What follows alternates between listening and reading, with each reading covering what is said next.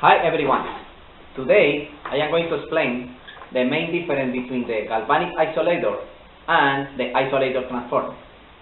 The function is completely different.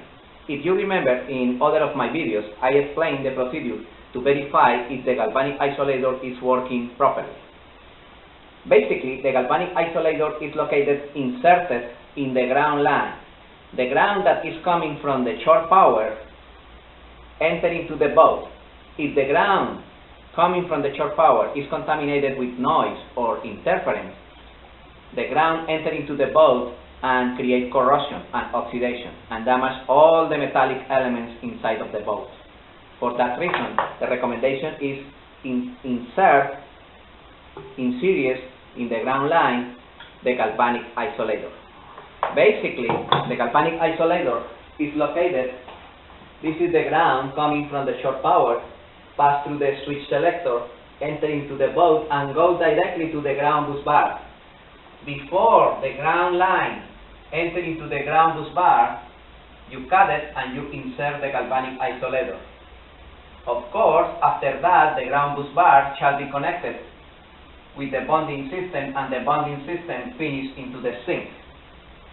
On the other side, the isolator transformer is completely different. The isolator transformer receives the signal hotline, neutral and ground from the shore power or from the generator.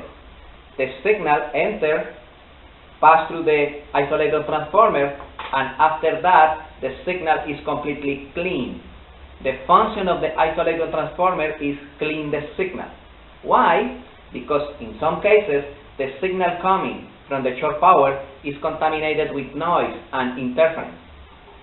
The galvanic isolator, by induction, creates a new signal, completely clean.